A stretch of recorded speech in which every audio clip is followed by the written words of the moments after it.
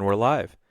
What's going on, guys? We are back for another episode of AutoTalksUS. It is so good to be here. So great to be doing this. The weather outside today is not good. It was really hard to see. The visibility was poor. If you know Texas, you know the drivers here are just absolutely nuts. I mean, it's pretty bad. So the driving was sketchy, but we made it. I'm back home. My cat was really happy to see me, actually, because as soon as I heard him meowing from the staircase, and I think he knows when I'm home. It's always at the same time.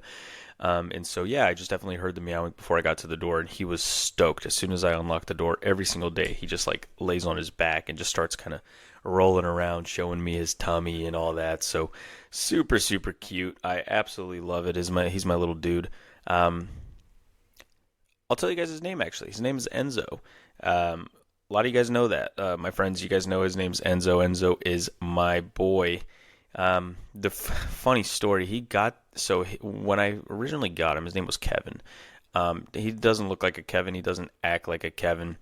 This little kid, let me tell you something about this. I've never seen a animal move faster.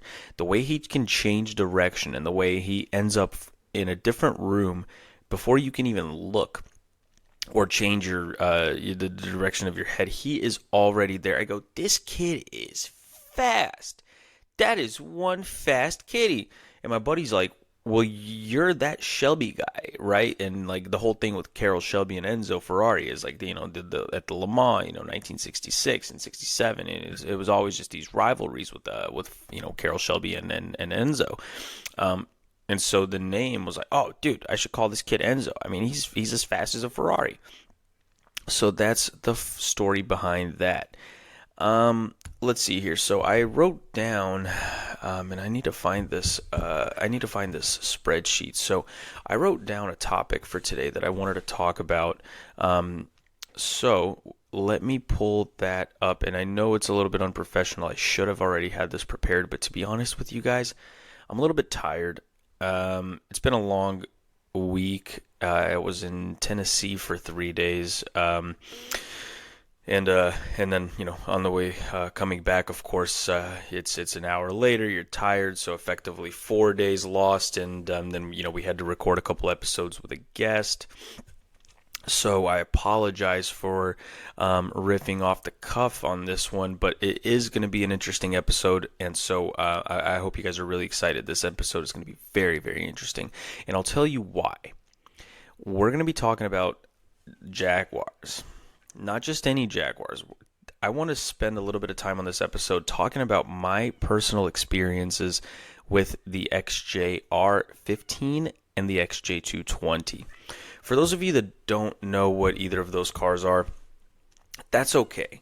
We're gonna take a trip down memory lane and really just talk about these two absolute icons. So Jaguar had a racing division back in the day called Jaguar Sport. Jaguar Sport sort of sponsored with, in partnership with TWR, which is Tom Walkinshaw Racing. This entity of Jaguar was totally dedicated to racing at Le Mans back in the day. So in the late 80s, Jaguar was extremely dominant. They had the XJR-9, which was a race car effectively in Group C. It was GTP category. A prototype from space, guys. The thing had the covered rear wheels, and everybody remembers that silk cut Jaguar, the purple one. Iconic, right? So, if you guys remember that XJR-9 that raced in IMSA in the late 80s, after that, Jaguar wanted to they wanted to experiment with effectively selling a supercar that is fresh off of the back of Le Mans for the everyday person. How does that work? Well, first of all, you got to see if there's a market for it. The competitors are doing it for a car that's 400 plus thousand euros at the time, in the 1980s. That's $1 million car today, million plus. So, did they have a market for it? Well, yes, they did. Cars like the McLaren F1 raced at Le Mans, definitely a street car. It was homologated. Same thing with Ferrari. The Ferrari F40, late 80s, early 90s. So there was definitely a consumer need for incredible European supercars. But was Jaguar going to do it? That was the question. So Jaguar Sport, the manufacturer, was a joint effort. It was a joint venture between Jaguar and TWR, Tom Walkinshaw. He was the owner of the race team. So he approached Jaguar basically and said, guys, let's build something for the Touring Championship and simultaneously sell it as a road car. So the XJR-15 was born. It was the predecessor to what we now know as the XJ220, which is the car that's, it's been in Top Gear, and you might see it at your local Cars and Coffee. It's this twin turbocharged V6 supercar from Jaguar. That's the car that we got. But how did we get there? That's the story of the XJR-15. That's the story that I'm going to tell in this episode. Most of it is not going to be fact, statistic type stuff. You guys can research that on your own if you really, really want to. I'm going to spend the episode talking about my experience with the car. Give you an inside scoop on what it's actually like to experience a car that was nothing more than a prototype. This was not the actual car that became the XJ220, sold in the hundreds of production units. I don't exactly know. It has to be under 1,000. I can't possibly imagine that there was more than 1,000 XJ220s. Maybe there was. I'm going to look that up right now. Give me just a second. Production numbers, because I don't even want to start. That's going to bug me. 281 cars. Wow. They intended to produce 350. Oh, yeah. So that's going to tie into what we're talking about. I'm going to close this for a second so I can just kind of focus on the story. They intended 350, so not even 500 units total is what Jaguar wanted to sell. But the XJR-15 is what we're going to focus on mostly. I'm like rubbing my hands because I just love this car so much. I absolutely love this car. I'm going to say it again. I love this car. The story is basically as follows, right? So Tom Walkinshaw, extremely successful racing owner with the XJR-9 that we were talking about, the Le Mans winning XJR-9. They wanted to do something for the street. A very limited edition street car that was going to sell for about 500,000 euros at the time.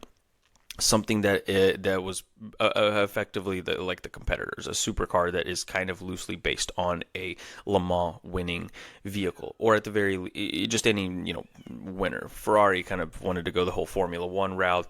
That's why they had the F1 transmission and the F40. It's the street legal Formula One car, all that stuff. That was their marketing pitch. But what's interesting about the XJR-15 is who they employed. They employed a guy named Peter Stevens. And a lot of you know who I'm talking about. He's synonymous with cars like the McLaren F1. Yes, Gordon Murray is responsible for the McLaren F1, but Peter Stevens worked and co-designed the McLaren F1. So, along with Gordon Murray, responsible for the F1, so was Peter Stevens. And that same gentleman was behind the XJR-15 program with TWR. So the TWR team effectively employed this guy, Peter Stevens, as the designer. So you have the design team behind the Le Mans car, the car that won Le Mans in 88 and 89. I don't remember it was 89, but definitely 88. And then the designer of the McLaren F1, or one of them, to collaborate on a street vehicle. Now, that's very important because the McLaren F1 went on to do great things, and the Silk Cut Jaguar won Le Mans. So you have two prodigious. You have two very, very kind of iconic sources linking together, connecting in the middle, and the middle happened to be this car. So they made about 50-ish something of them. I don't know off the top of my head. Tiny number, right? Because they're prototypes. And they were sold to people basically that wanted this particular prototype. It was going to be a two-seater sports car loosely based on the XJR-15, but road legal. It would have lights, it would have seat belts, or technically harnesses, but it would have a body and tail lights and markers, and you could drive this thing on the street, which we did, and I'll tell you guys about how that went. So definitely a fun car, and definitely something that everybody was really, really, really excited about. This car in particular, the XJR-15, was actually a V12. Now, why is that important? The one that won Le Mans was also a V12. This one was a 6-liter, however, so it was definitely toned down from the one that won Le Mans. But it still had a 5-speed synchro mesh transmission, you know, those really kind of clunky and loud racing transmissions. And I'm telling you, when we were in this thing, guys, it was not a fun drive. I'm going to go into detail here in a few minutes about what it was actually like to be a passenger in this car. I didn't drive it. My friend, well, I'm not going to name him on the show, but I never asked to drive this thing. There was no way in hell I would have been allowed to drive it. His XJ220, yeah, maybe if I asked nicely, but I was the passenger in this car, and let me tell you, it was as much fun for me as it was for him. And by fun, I mean absolute, just complete chaos. And I'll tell you why. It was chaos in a brilliant way, by the way. I'm not complaining if it's not obvious. This is a manual transmission, a transmission from the late 80s race cars. So nothing about this car was tame. It's a V12, stupid loud. And when I say loud, the driver and the passenger, much like the McLaren F1 GTR, which was a homologated race car basically for the street, you have to wear headphones when you're driving so you can talk to your passenger. That's how loud the car is. You and I would have a headset on and it would sound like this. Like as we're driving, picture basically a really, really loud V12 in this. So that's kind of how it was. It wasn't fun. We could barely hear each other. The engine is so loud, and it's right behind you. Like I'm pointing kind of backwards with my thumb right now. You can kind of picture that in your head. I'm pointing backwards. That's where the engine is, right there. And it's not a small engine. It's a massive V12 from a racing car, not a road car. And the only thing separating you is a tiny little plexiglass. It's a piece of clear plastic, so you can see everything going on behind you, and that's going to be relevant here in a second. You can see everything going on behind you, which means you're not actually seeing any of the road. And we didn't get in an accident, so don't worry about that. The car is totally fine. I'm just saying, visibility is poor because you have a huge engine back there making a ton of noise, and inside the car, there's actually no seat, effectively. These race cars from the 80s, it was all about chassis and aerodynamics. So you have the fuel tanks basically flanking you to the left and to the right. There's a tiny narrow cockpit, and the reason why this car was special is this is actually the very first road legal car to have a carbon monocoque. The word monocoque, you can Google that. MONOCQ or MONOQU, monocoque. It's a solo structure. It's a carbon composite structure, so it's basically like a tub. It's a cell. It's entirely made out of carbon fiber, and it houses the interior of the vehicle. So the driver, the passenger, the shifter, the steering wheel, it's all inside this tub, to which the rest of the car is bolted. So that's how most race cars are built. That's how most supercars are built, hypercars. These cars that are meant specifically for the highest performance and the highest safety are built with carbon monocoques, because when something goes wrong and you crash, that tiny little cell made of carbon composite is extremely strong and it'll keep you safe. The rest of the car around you is designed to shatter to smithereens. Let me say that again.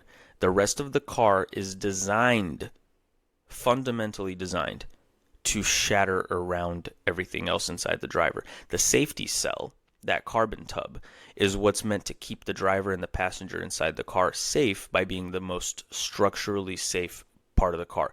It's rigorously safe. These carbon tubs have to be tested so much because of the dangers involved in racing, of course. So the technology has been very thoroughly worked. And this was the very first car in the history to be street legal for road use and to be sold to consumers with a carbon tub. Up until then, it was just race cars. Now, we're in 2025, obviously, so all hypercars and supercars have carbon tubs and titanium and magnesium and carbon Kevlar. But this is the late 80s. You know what I mean? This is the late 80s. So Peter Stevens designs this thing to basically be a Le Mans winning car for the street, with headlights and taillights and markers. Again, like I said, and you know, these headphones so that you could hear yourself think. But outside of that, it's a full-on race car. And so that was really, really cool. You had just the presence of this thing, guys. I'll 100% probably put up some pictures some way, maybe in the teasers or something. I'll find a way to get pictures on this episode for you guys, especially when we're talking about the you know what, we'll clip it right now. We'll clip it on the show. We'll do a little 30-second spiel basically about the fundamental race car-edness of this thing. It like I said, it was a carbon tub with nothing but what you needed to race and what you needed to be safe. All they had in mind for this thing was to have a functional prototype that they could sell to the audiences. So 50 or so of these things to prepare for the next big thing, which was going to be a consumer supercar, aka the XJ220. So, I mean, we could talk all day about what a real race car for the street would look like, but it's nuts. And I remember actually on YouTube, a long time ago, there was a video of Tiff Needle. Tiff Needle, of course, for those of you that don't know, Top Gear, everybody knows, right? With Jeremy Clarkson, but there was also Fifth Gear, and Fifth Gear, I think that's what it was called. Let me look it up really quick. God, I have to stop questioning myself, guys. I'm telling you, I'm either autistic or I'm a genius. My whole life, like I said, has been spent around cars. I just remember this stuff. So Tiff Needle, a retired race car driver, he was the host of Fifth Gear. Not Top Gear, Fifth Gear. And it was kind of a rival. In the late 80s, early 90s, Fifth Gear was already reviewing cars. Top Gear was not out yet. In Motor Trend in the late 90s, you had Fifth Gear basically, and so they reviewed the XJR-15, and I just remember this video of Tiff Needle basically drifting this thing around Silverstone. It was nuts. It was absolutely nuts. Now, the rest of the story with the XJR-15 is it didn't do well. It did not really do well.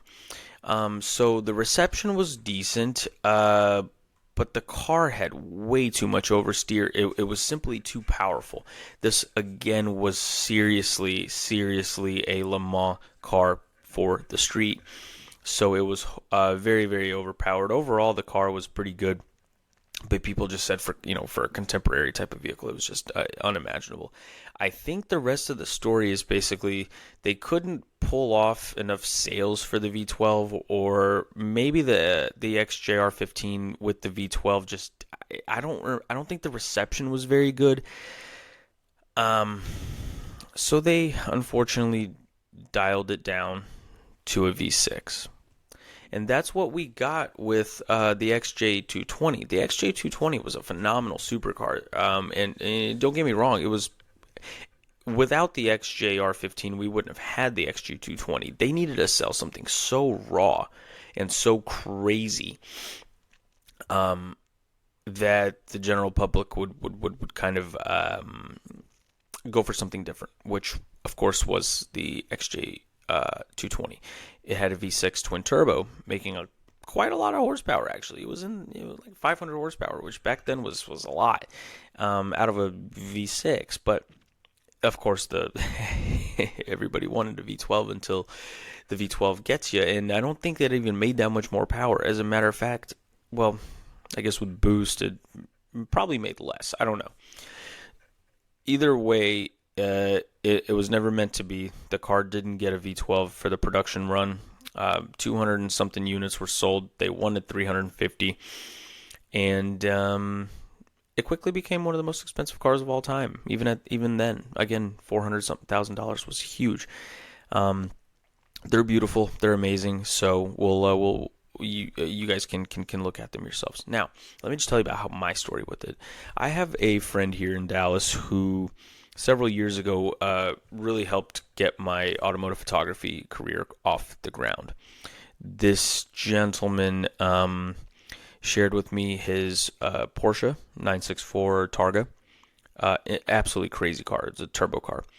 We did a photo shoot of that thing. Had actually amazing time because we did the photo shoot at my old office. Really nice office. Had all these terrific windows, nice brickwork, fantastic sort of flower kind of situation. It worked for a Porsche, and we got some tremendous pictures of that car there. And next, and I knew this because I saw his collection at a Concours. He has not one, but two of my dream cars, an XJ220 and an XJR-15, which I had already known what that was. Again, guys, I'm obsessed with this stuff. Like, you see this blue car at a Concours and you go, whoa, that's really it. You know that they exist, and you've seen them on things like Fifth Gear as a child, being drifted by your favorite race car drivers. I'll be damned if it's not right there. That's one of those cars. And if they only made 50 of them at the time in the late 80s, how many do you think exist?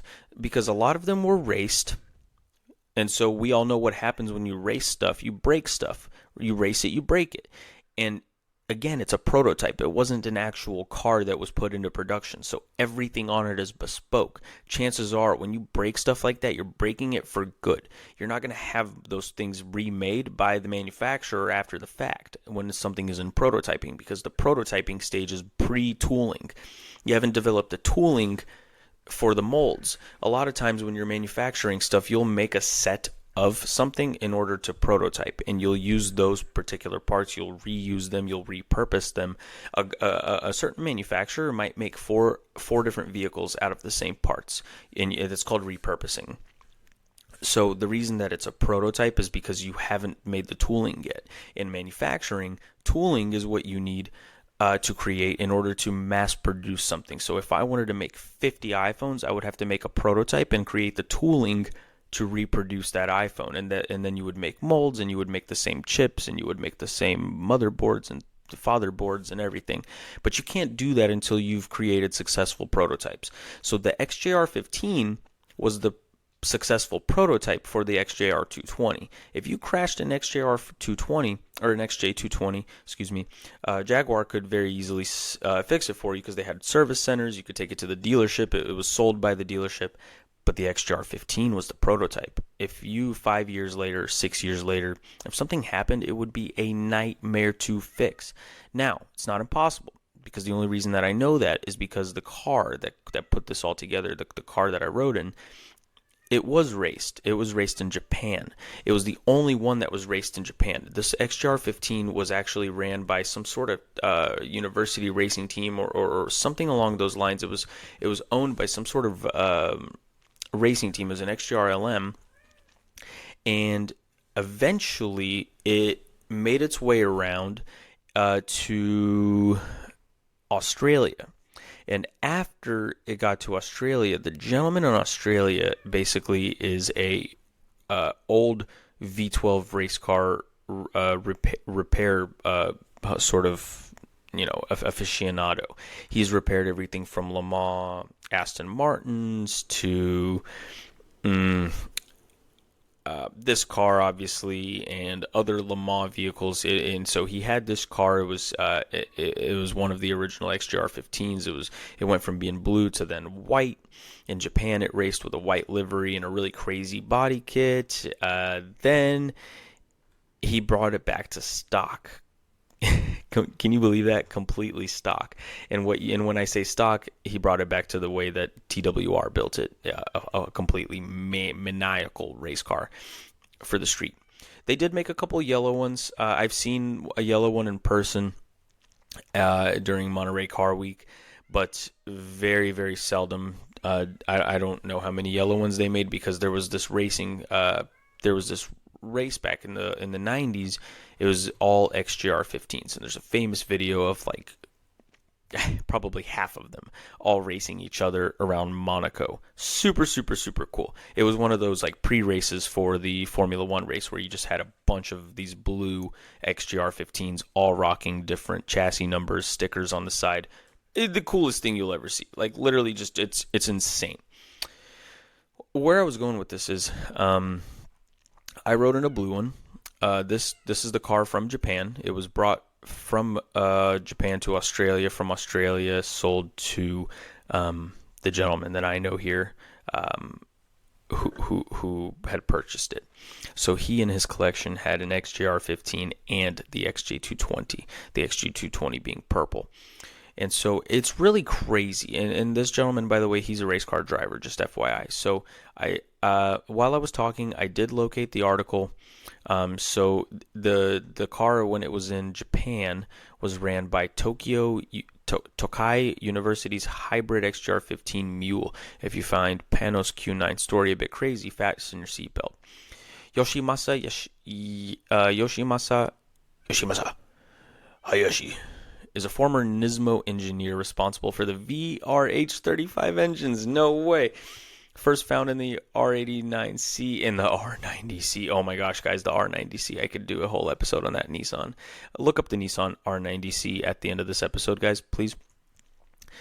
Stands for V-Layout Racing, since H is the eighth letter of the alphabet, 8 cylinders. After his engineer career, Hayashi became a professor at Tokai University. And what kind of project do you think he proposed to his students around 2001? Building a race car that could go to Le Mans. So, oh my goodness, no way. So, a larger engine was developed around the system, the YR40T. Oh my gosh, all they needed was a mule. At the time, the XJR-15 was cheap, and without any doubt, Mr. Hayashi knew that the car was similar to the R90 GT1 Racer, so they got their hands on chassis number 19 and 2. Oh my goodness. I'm going to post a picture of this car, guys, so that you can see a before and after. You may also know what happened. Oz-based specialists, Bespoke Motorcars approached the Thai car to buy at the university, but the rest is history.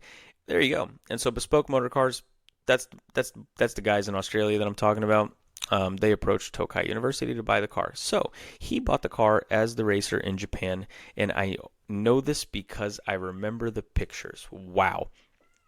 This makes my story a lot cooler. I'm actually seeing the car that I rode in when it was blue and stock as a white race car in Japan. That's cool. That's cool. Wow. Really, really, really cool story. So here's the thing with this thing. So it's, like I said, it's a full-on race car basically for the street. So you've got these headphones on. It doesn't have a typical like hood and trunk that you open. The engine is protected by a massive carbon clamshell. So this clamshell closes over the top of the car, and then it gets fastened by your team, your engineer, or you yourself, whoever. But it's not an easy thing to just take off. So seeing out of it is kind of tough. Sitting in it is really, really tough. They were sold with seats. Most of them, they came with fitted seats basically for whoever was purchasing the car first originally. And then that fastened seat would pretty much stick with the car. However, our car that we're talking about, the gentleman was taller. I'm in the 5s. This gentleman is 6 foot something.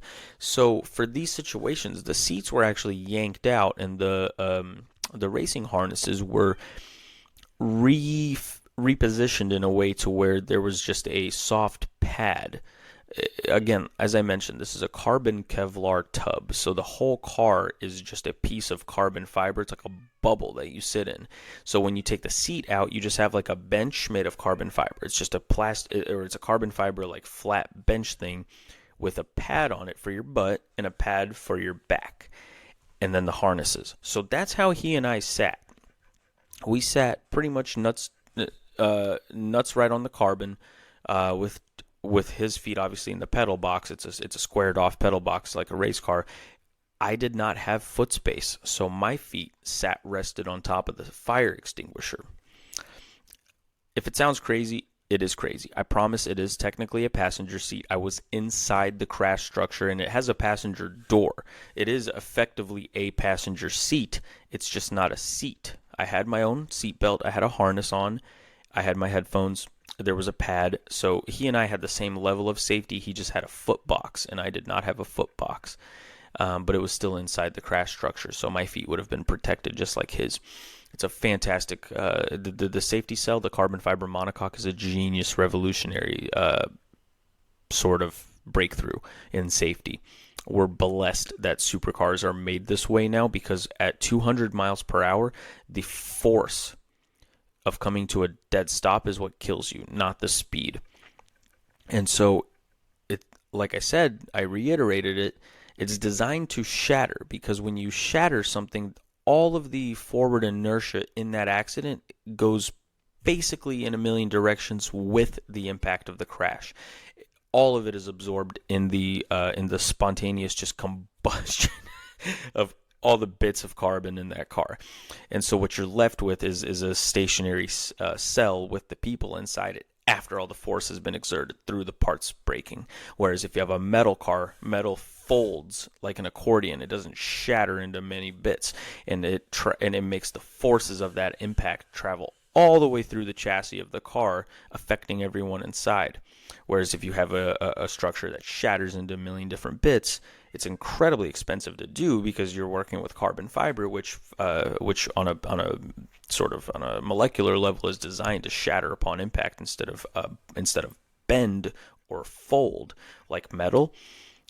You get what you pay for. That fundamental difference in the molecular makeup of the material is what keeps you alive. So you can't replicate carbon fiber with metal, which is why if I say the CF word 1,000 times in one episode, it's because it's saved that many lives in probably the same time span that day. Carbon fiber saves lives every single day, from military practices to motorsport. And beyond, aerospace for that matter. So this entire car was made out of it. It wasn't supposed to be cheap. It was supposed to be fast, and it was supposed to keep people safe, and it was a prototype because it was revolutionary. Like I said, this was the very, very, very first car in history to be street legal with a carbon fiber monocoque, which is really cool to me. So that's basically it, guys. We blasted around Dallas in this thing, getting looks everywhere we went. You did not see something like that every day. You did not see the rarest Jaguar in history, other than the XJR-8. Hold on, XJR-8. Barry. Nope, it's not the XJR-8.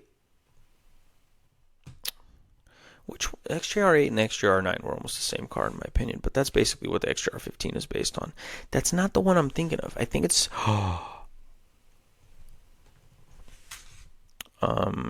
one XJR Roadster. I don't remember what it's called, and I'm really embarrassed, but there's this one of one Jaguar that exists. It's very, very, very old. It's the most beautiful Jaguar in history. And so that one might top these, but outside of that literal one of one, the XJR-15 is the most infamous Jaguar that wasn't really Jaguar ever to exist. It was used for some crazy experiments. I remember they tested like a million different types of technology on this thing, all while being street legal. It was $1 million now, probably more.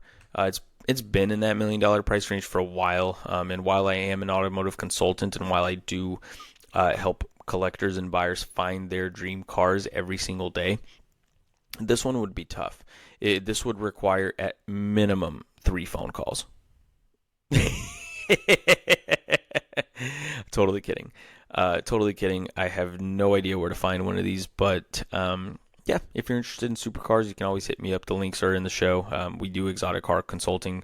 That's what sponsors this show. Is IAPconsultingsolutions.com. That's our website. Check it out. You can find cars for sale. We have an inventory there on cars on consignment. You can consign your car with us. You can also advertise your listing through IAP. We list your car for you. Event coverage as well. Anything that involves automobiles, IAP is probably involved, and the podcast is just the latest and the most fun of all those things. I love doing the show. This has been probably the most rewarding thing I've ever done. Blasting into a microphone, talking about my favorite cars and my experiences, not caring whether anybody disagrees or not, quite frankly, because we're not teaching people anything on this show. We're not here to teach. We're here to inspire and to entertain. So if this makes you want to get out there and drive, great, do it. If this makes you want to go find out more about race cars and learn what carbon fiber monocoques are and how we got there, great, do it. It's a really interesting topic. You're going to spend a lot of time learning about racing because most race cars back then all had carbon monocoques. That's what kept the drivers safe. And if you're worried about historical values on classic Jaguars, you can hit me up. That's what we do every day here is, automotive trends, consulting, and helping people make the right decision with their automotive journeys. The XJR-15 will always go down in history as probably the coolest sports car from the late 80s. The McLaren F1 and the Ferrari F40, I'm sorry, they are awesome, but they're not this awesome. I've experienced those cars. I haven't ridden in the McLaren F1. I've ridden in the Speedtail. They're both the 3-seat, driver in the middle kind of situation. That doesn't really do anything for me. Just try sitting on a piece of carbon fiber with headphones on. That rattles your brains. When we were in first gear just trying to take off, you can hear the flywheel in that car. It's one of those weird things. The Koenigsegg Agera RS is the same way. My buddy oversees a collection of hypercars, and he took me for a ride in this Agera RS.